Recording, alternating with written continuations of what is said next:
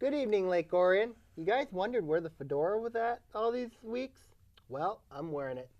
I'm your host, Anthony, and I am between Taorminas. Where's Ian?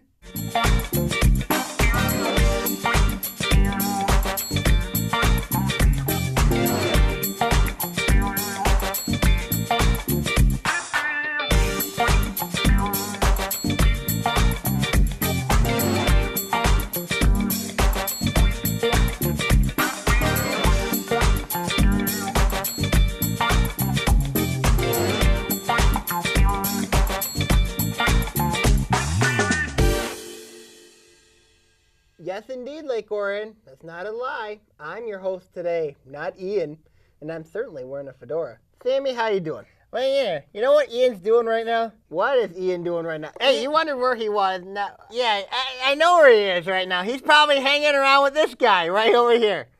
See? Look he's at this hanging guy. around with Coco Crisp. Yep, he's even dancing like this. Yes, you're probably right. Yeah, you probably are. All right, let's talk about the first topic, ladies and gentlemen. Let's talk about the Detroit Tigers. The Tigers they lost 3 of 4 against Anaheim. You're saying you're pressing the panic button. However, the Tigers. There you go. There's the panic button with the Tigers right now. They're in deep, deep trouble right now because they had good pitching. They had Rick Porcello pitch well. They had Drew Smiley pitch well. And yet they can't even win those games because they can't hit. They can't hit. And the Angels bullpen just found out, came back to life. And, of course, you had Houston Street, who ended up being, of course, everybody knows what Houston Street did. Of course, I wish we had the Maguire Ordonez home run we could show, but it is what it is. But we all know what he did. He did well in both those matches with the Anaheim's pitching may have something to do with that, too. Give them credit. But at the same time, I think your panic meter is going a little bit high. It's already maxed out to the chart. This team is in so much trouble because you got to look at Cleveland, Kansas City's right now 5 back of the Tigers. You know, Kansas City is probably going to be one of the teams I think that could be an interesting ride heading into August and September. You really think Kansas City's going to come back and catch the Tigers? I don't think they'll catch them, but I just think that I think they're going to make a wild card spot this year. You really think Kansas City's going to catch Seattle? Yeah. Let's press that panic button again before that with that projection, thinking Kansas City can catch Seattle. There you go. Kansas City will catch Seattle. Just watch. The Royals, it's going to be a royal nice year for the Kansas City Royals. I think you're crazy. Why? Simple. Look, the Seattle Mariners right now are competing with the New York Yankees, and you also got Kansas City as well. And you have the Toronto Blue Jays as well. You look at all those teams in the wild card right now. You got Seattle, you got Toronto, you got New York. I mean, Kansas City's going to have a tough time to catching those teams. I think Kansas City, they got the hitting. You know what I mean? Problem is their pitching, but their bullpen is deadly. They are the best bullpen in the majors right now. You got to look at it here. Anaheim might have something to say about that. Anaheim might have to say, but I think Kansas City has the best bullpen right now. Even though the Tigers did get Soria, but I still think Kansas City has the best bullpen in the majors right now.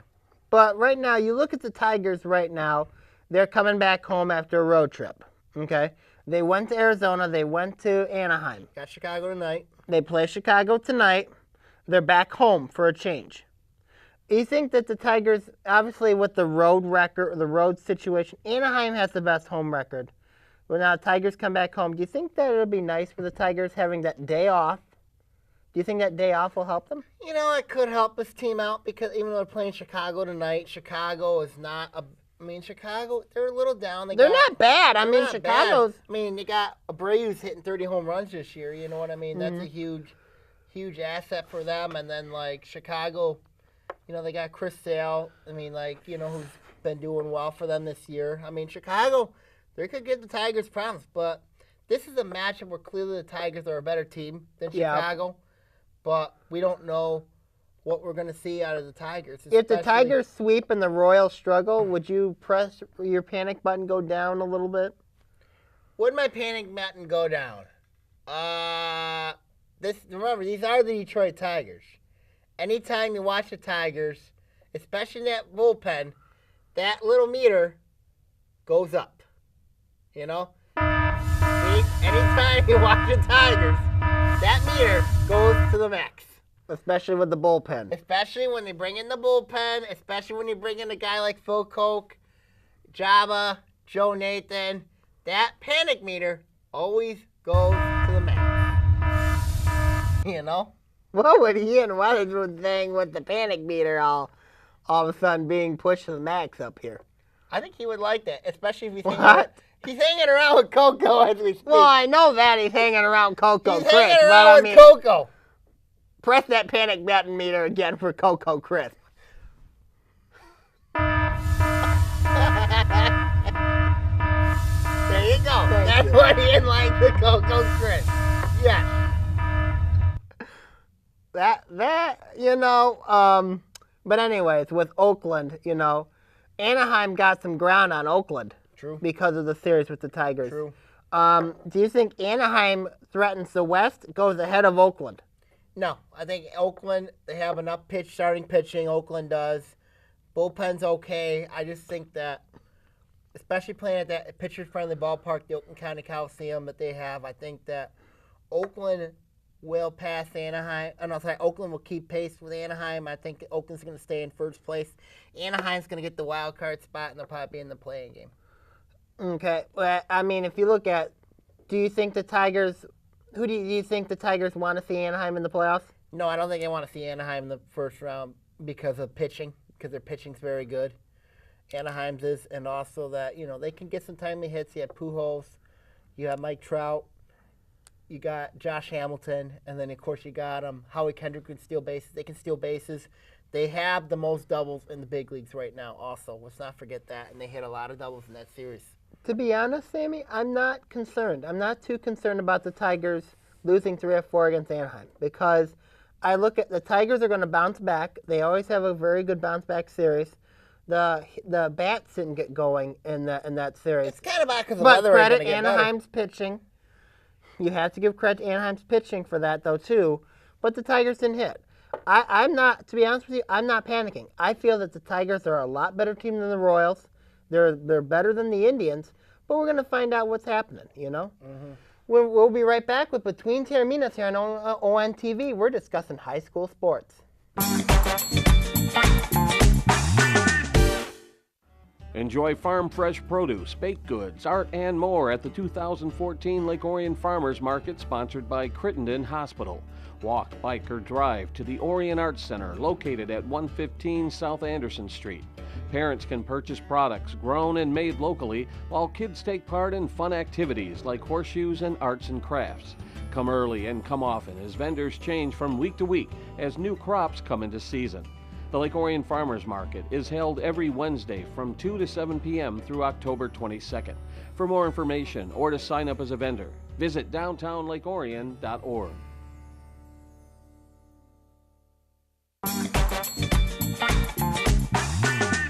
Welcome back to Between Taorminas here on ONTV. Sammy, how you doing? Hanging in there.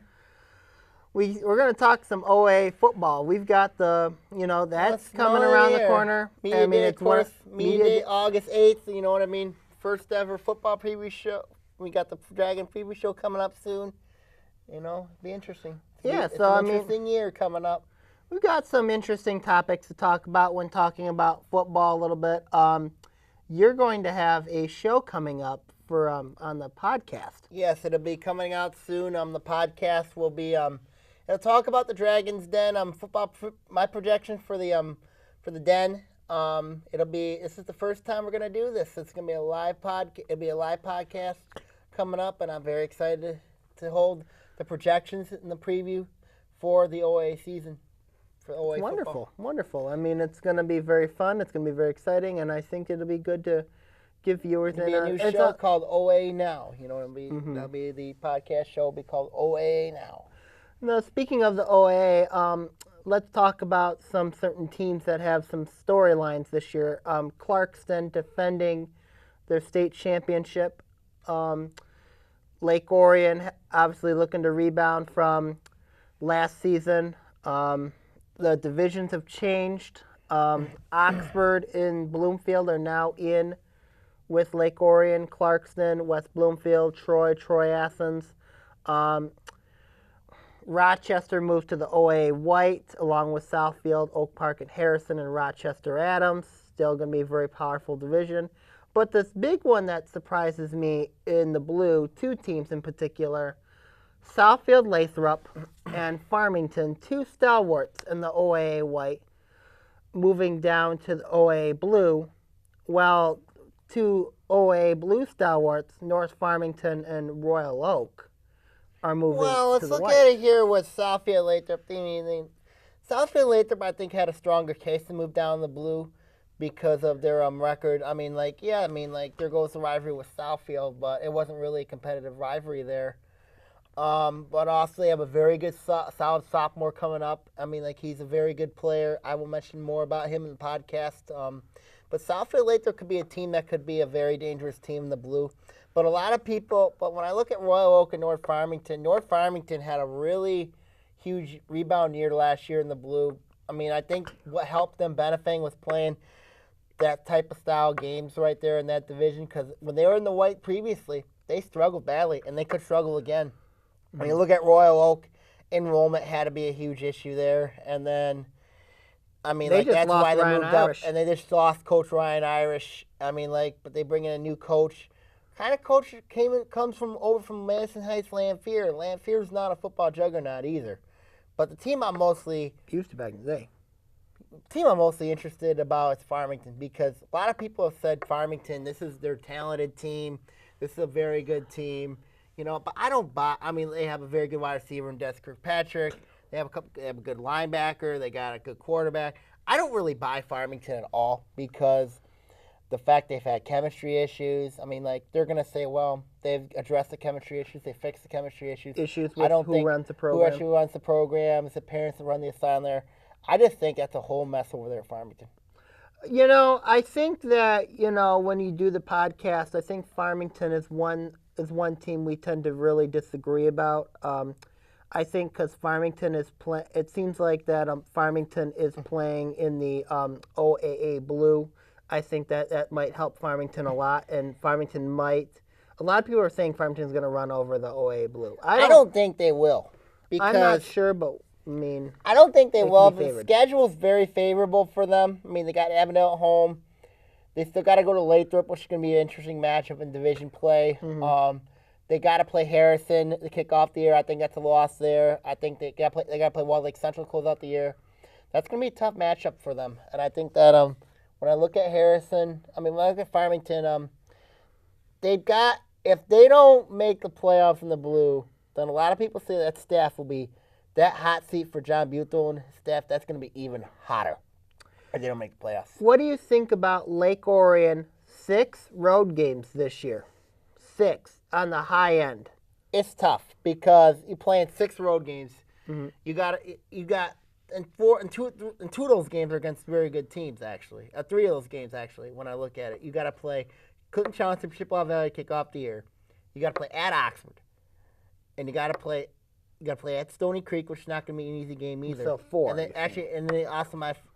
you got the crossover game, which is going to be tough, especially against the white team, especially if it's Adams, Oak Park, or Harrison, or Southfield. The white, this is not going to be an easy year for Lake Orion, but I just think when I look at this team, I've heard they've had much better success at the at practices, at the conditionings and stuff. I'm excited to hear They've had about a lot them. of questions. Going to be the question's going to be on defense, especially with the defense that allowed 22.2 points per game last year. That's something that's got to be addressed. The linebacking core's got to be addressed, and also the defensive line's got to be addressed, especially when you look at the pressure. They didn't bring any pressure at all last year. No, and then of course the linebackers. They got a year of experience. They got a year of experience. Yes, I think that's going to help them. But if they can address the front 7, If they And address they the will. front seven, And they will. I think they will be in good shape. Offensively, I think this group's in good shape, despite the fact they got to look for a quarterback and also receiver help. But this team's going to be just fine. I think that this team has the potential to be a special team. It's going to be a very interesting league. The OA Red as a whole is as tough as it's been this year. A lot of that is the option, or a lot of it, you've got quarterbacks that Run the option. Yep, Clarkson, You of got course, Clarkson. Zula, got Oxford Glacier yeah. Wallington runs it. West Bloomfield's got a lot of speed, of course, with Trishan Jackson, Michael King. Stony Creek, blue collar. They got a blue-collar team. They got a new offensive coordinator I'm curious to hear about with them. We'll probably have Brad Zuby on the Troy Athens has got Troy some Athens good. got some good. They had a good GB team last year. But this is a very interesting league. But in the end, I think it comes down to the big two. I think it's going to be Clarkston, Lake Orion. Oxford's going to be very, very strong there. West Bloomfield will be there. Will have a say, and Stony Creek will have a say in the Red. I think that I think that when you look at it, I think that Week 8 game with Lake Orion Clarkston is going to be very, very interesting. The Week 8 game. Mm-hmm, It always is. I think, too, what about the juggernaut that is the OA? What? You got Oak Park, Harrison, Southfield, and Rochester Adams. Well, Adams is a year away, I think. They're a year away from being a super power. There's like a superpower right now, but they're like from the extent. There's like a different stairs, you know what I mean? There's like good, there's really, really good, and then there's like superpower, So you're saying that Adams isn't on the level of Lake Orion or Clarkson? No, I think they are. It's just but when you look at the league, I think Oak Park's going to be very good. Harrison's going to be very good. Oak Park, this is it. Southfield's going to be very good. Oak Park's going to be very good. I like Chauncey Loma as their quarterback. John Kelly's going to have a huge year, I think. They have a tough game week 1 with Detroit Cass Tech, but I like Oak Park I like Oak Park to win that division. But it'll be interesting. What about teams like Harrison or Southfield? Harrison's going to be very good. I think Javon Shaw's a good quarterback. And then you got to look at Harrison's got a lot of good athletes, especially on defense. But also, they got some depth concerns, and that's something that Southfield's an interesting team to watch because they got some athletes back. But I'm curious, but they're not to the aggressive that they were last year, and they were upset last year by Birmingham Seaholm. Seaholm's now moved up. Division, yeah. Seaholm's defense is one of their. They're not bad. No, they're not bad. They're gonna do some damage. This could be a very, but very you'll good. see more about it on the podcast. This could be a very, very good year. Obviously, we're gonna talk about Clarkston briefly. They won the state championship last year. Do you think there's pressure on them to defend the state title? Absolutely, because when Lake Orion won the state title in 2010. There was so much pressure on the Dragons, Yeah, they had the quarterback back. They had a nice offense, but their defense, they had to replace a lot of starters. Clarkson defensively, they're down. You got to look at the Wolves, and I just think they have a good offense.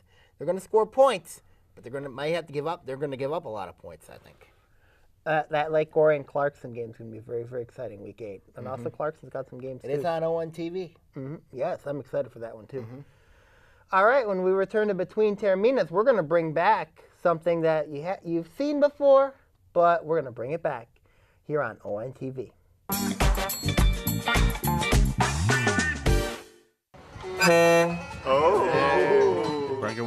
Breaker 19, load up the little kids, big kids, and kids at heart for an unforgettable experience.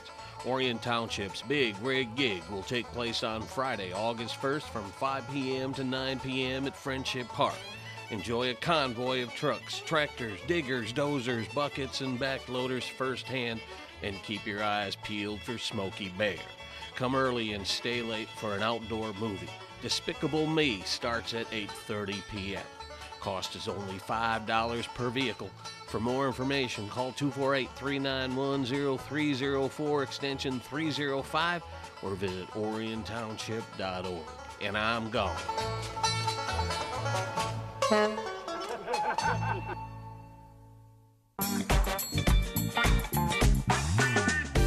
Welcome back. Commercials. Welcome back to Between Taorminas on ONTV. The commercials. Goodness gracious. Well, the voice was pretty good, I thought. Makes me feel like I'm James Spann of ABC 3340's Weathercast. Speaking of that, we're actually going to bring back a familiar, through those of you who've watched Between Taorminas earlier in the years, we always had a question and answer segment where where we would have fans that would ask questions and we would answer them on air.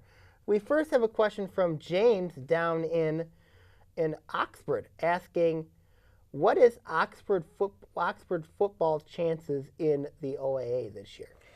Well, I can't believe I'm asking it. Well, when I look at the Wildcats, they're in the red, of course. They had a very nice playoff run last year. They had a tough loss to Clarkston. Oxford's, I think, has got as good a chance as people think this year. You got to look at Glacier Wellington. Everything goes through him The this home year. schedule. Their home schedule is very favorable. They play Romeo week 1. They got to play. They got Lake Orion at home. They got Clarkson at home. Back to got back. Stony Creek at home. But I think the games they got to do is that Lake Orion Clarkson game back to back, and that Clarkson game's their homecoming game. And Lake That'll Orion's be a interesting. rivalry. And then of course you got the crossover game, which is going to be very interesting. So, at best, you know what I mean. They could have a nice year, but also at worst, they could have some issues. So I think Oxford could be at best 8-1, worst maybe 6-3.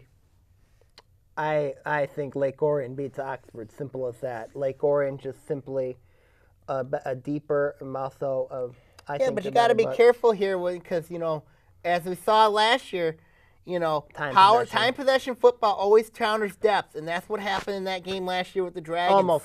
Almost happened. So that could be the same. That could be one of the same things that happens this year at Oxford. We have another question here from Tony in Lapeer saying, this is directly to me. Anthony, do you have any other subject interests other than sports? I actually do. I actually have, I'm actually loving history. I plan on producing a show very soon called History Now here on ONTV. I strongly encourage you that you watch, and it's going to be a very good time. It's a very good experience to witness another part of Anthony, myself, and I definitely recommend you to come watch the show.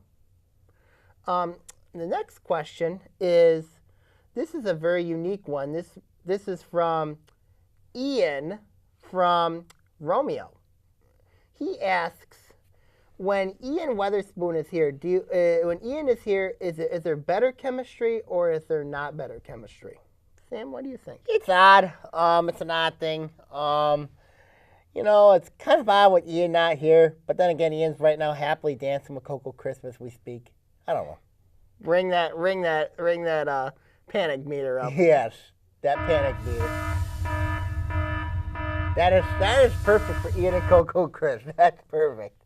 I don't know. I think that it's very unique. I think that it creates a different dimension, and just like when either one of us is not here, it creates a different dimension whenever one of us is not here. So, it's one of those things where, the show goes on whether one person's here or not. That's true. Our next question is going to come from Pamela from Utica. So, between Sammy and myself, any fashion ideas that we like? I look at the fashion, I'm more of a hockey guy, you know what I mean? So kind of look at the Dallas Stars white jersey, I think would be a perfect fashion sense, you know what I mean? A couple people look good at that, you know what I mean? I would say it depends on the creativity, and I would say that as far as like appearance, it depends. Sometimes I just go with the casual look. Go with the flow. Go with the flow. We got one more question before we go to call-outs. We've got it from Tony down in Fort Wayne, Indiana, stating, does Ian Weatherspoon really like the IPFW Mastodons? I got one more question, too, actually. I got one from that, but I'll answer this one. I think Ian has a little bit of an affection for IPFW. I just think he does, but he's just deep down, he doesn't show it. I'll agree with you on that. Got one more from Bob in Troy. He said that, will Troy Athens, you know what I mean? Will Troy Athens do well this year, Troy Athens, in football, they got a chance, you know what I mean? Like everybody else does. Everybody starts 0-0. But, I just think, got some questions, you know what I mean? Especially in the defense side of the ball in depth, you know what I mean? It'll be very interesting to see. Troy Athens, tough game week 1, Macomb Launch Cruise North. It's not going to be an easy game for them. And I think Athens has got players. They've got some talent. But I think also, too, that it's going to be interesting to see how Athens does. They've got the athletes, but I mean, depth is a concern. I'm very curious to see how coaching role plays. True. So I mean, I wish they changed the jerseys though. They got to get rid of that gold. They got that white. They got to go back to the They got to go either gold or red pants. Talk to your friend Bob Dowd about that. We'll see. All right, you call out. Well, my call. Speaking of calls, I'm gonna go back to fashion. You know what I mean? It's basically there's this one team that I'm very upset with that decided to get rid of the shoulder yokes, and that is the Michigan State Spartans.